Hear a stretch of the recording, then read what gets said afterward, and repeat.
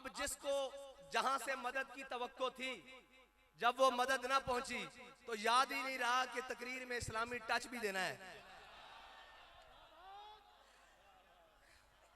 जब इस्लामी टच देने की बात आई तो मैंने कहा याद रखना, इस्लाम टच से नहीं आता। या अय्युहल्लज़ीना आमनु उदखुलू फिस्सिल्मि काफ़ा, ये कुरान की नस है, टच से तो आता नहीं। जिन्होंने इस्लाम को टच किया था, वो टच करने के लिए अब्दुल्ला बिन उबई मुनाफिक जुम्मे वाले दिन खड़े होकर तकरीरें किया करता था, तेरी तरह खड़े होकर कहा करता था हम कितने खुश नसीब, हमें हुजूर मिल गए। लेकिन उसने इस्लामी बात को टच किया हुआ था, उसने सहाबा की तरह इस्लाम को माना नहीं था। इसीलिए वो ग़ज़वा उहद की तरफ जाते हुए मकाम शौत, ग़ज़वा उहद मदीना पाक से 3 मील है, वो मकाम शौत 1.5 मील से वापस आ गया था।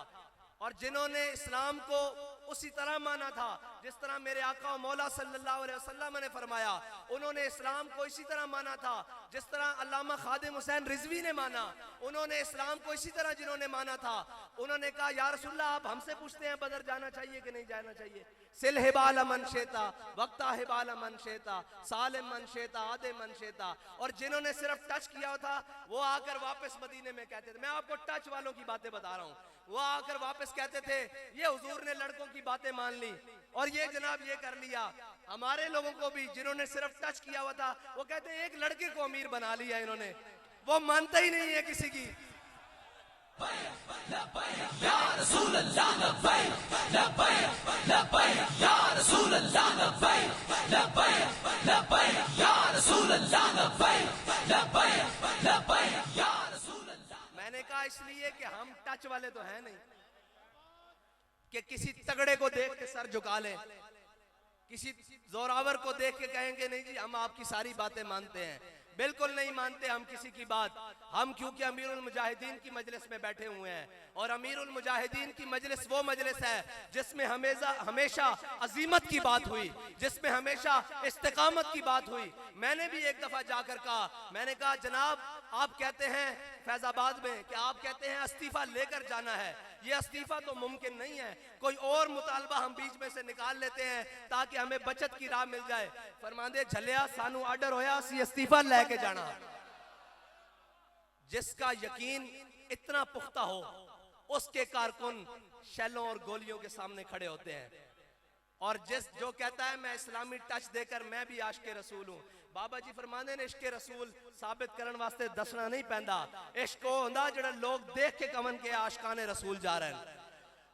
जदो यतीम खाने तो काफिला वजीराबाद तक क्या, किसी एक ने क्या कि कौन जा रहे हैं, सब ने क्या कि काफिला इश्को मस्ती जा रहा, ए शाकाने रसूल दा काफिला जा रहा। इस वास्ते इश्क दसन वास्ते लोड़ नहीं पैंदी कि जनाब मैं भी इश्क रखदा, मैं भी ये गल रखदा। लोग चेहरे वेख के, लोग अमल वेख के दसते हैं कि शाकन ए आशिकाने रसूल जा रहे हैं। और फ्रांस की वारी आवे तो बंदा लम्हे पै जावे, बल्कि लम्हे न पवे उठ के नस जावे। और जदों अपनी वारी आवे कवे मैं अमरीका के खिलाफ हाँ, और फिर रात में जाके अंबैसियां के अंदर वजाहत देवे कि ये मेरा सियासी बयानिया है, मैं आपके खिलाफ कैसे हूं।